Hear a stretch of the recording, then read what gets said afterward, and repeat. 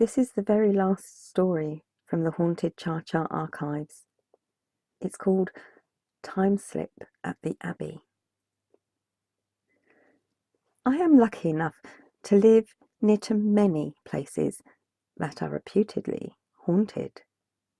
However, as a young child, there were several places that I did not know the history of, where I encountered strange occurrences. The following tale happened when I was just 11 years old, whilst out bike riding with a friend who I shall call Laura. We had decided to take our lunch, ride down to the Abbey and sit in the sunshine for a few hours before riding further down into the beach and having a swim. The Abbey was, and still is, a beautiful ruin with many legends attached to its history. I knew few of those tales, but I very quickly discovered some history in a most unexpected way. Laura and I rode the 20-minute journey to the Abbey and had already eaten our sandwiches. A teacher at our school lived in houses very close by, and so we had stopped en route to have a drink and take a peek at a swan that had nested in the bottom of her garden. It was truly a marvellous day, already magical in my child's mind before we had even got to the Abbey gates. In the Abbey grounds, we dropped our bikes to the ground and began a game of tag. There were few people in the Abbey that morning, but the ones that were there seemed quite happy to watch two girls having a laugh in the sunshine. It was so hot that our game didn't last too long. Laura wanted to find some shade, and so started exploring the Abbot's Lodge, which was a ruin set slightly apart from the Abbey itself. I really didn't like the Abbot's Lodge. It was dark, and there were shadows that seemed to creep up and shift in the corner of my vision. The water that ran underground could hardly be heard, but if you strained to hear it, it was as though other things could be heard. Voices, murmurings, whispers. Or perhaps that was just vivid imagination. I left Laura clambering over a half-hidden stone wall and wandered back out to the sunshine. All the other visitors had left, probably going to a local cafe to have lunch. I sat on the cool grass, lay back, and started to watch the clouds overhead. The wispy shapes of the clouds were turned into dragons and birds with my vivid imagination, but I know that it was not my imagination that conjured the next thing to happen.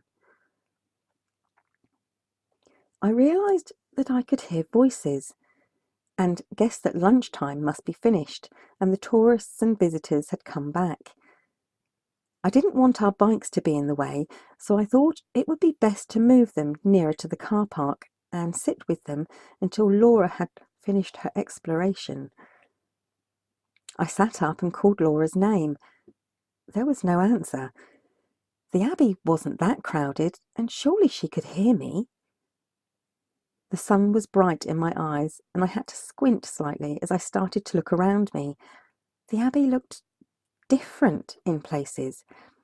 It's hard to explain, but it was as though the Abbey was shimmering, and the building itself looked darker. I heard people talking in the distance, and as I looked around for Laura, I saw a woman dressed in what I would have called back then old-fashioned clothes. She was about 20 paces away from me, yet I could see with detail her dress. The skirt was a pale blue colour, split up the front and showing underneath a blue petticoat with the most amazing gold-coloured embroidery on it. The edges of the split were bound with the same gold stitching, and this was also apparent on her cuffs. The top of her bodice was cut in a straight line, though the edges to her bodice, near to her chest and throat, seemed faded somehow. It is that dress and the amazing embroidery on the skirt that I remember most from that encounter. It was just so beautiful. I could hear a man's voice. I could hear other people around the Abbey. The voice sounded as though I'd put my hands over my ears, as though it should have been quite clear, but it just wasn't. I just stared at that dress. Suddenly, I realised my manners. It was rude to stare. I looked into the woman's face and smiled at her. All the while, I thought how Laura would love this, as I had assumed that there was some kind of historical event taking place, like a fancy dress garden party. I said hello to the finely dressed woman, and although I knew she was talking to me back, no sound came from her. I didn't hear her voice at all. I stepped forward, looked around once more, and called Laura's name. As I took that step, it was as though the sun had come out and shone the present day around me once again. Laura was stood directly in front of me, asking why I was calling to her when she stood so close. I looked over her shoulder to see if the woman in the pale blue dress was still there, but she had gone. "Didn't you see her? See them?" I asked. Laura had seen nothing that I had. I looked around. The Abbey looked normal again. No shimmering or darkened walls, and I could see no one else around us. Laura's account of the moments before I saw her standing in front of me were very different to my own. She had only been in the lodge for a few minutes longer after I had left before following me outside. She had seen me already laying down in the grass, one hand shielding my eyes as I looked upwards to the sky. I stood up, looked around, and had called her. Laura came straight over to me, and I had looked through her. That were her words. I had looked through her, smiled, and had said hello. I had stepped forward, according to Laura's account, and had stepped on her foot, which was when, simultaneously, I had called her name again, and she had put her hand on my arm. There were no other people in the Abbey that we could see. There were no voices, no lady in blue, just Laura and I, stood in the sunlight.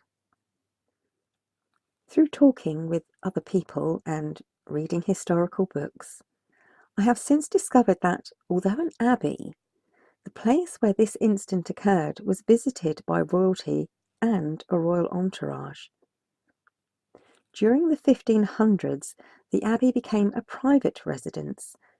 Perhaps this is where my Timeslip sent me. I understand that many may say I could have been suffering from sunstroke or had dreamt the whole scene. Laura's version of that day can vouch that I was not dreaming, and I suffered no ill effects from being out in the sun that day. I leave you to decide what really happened.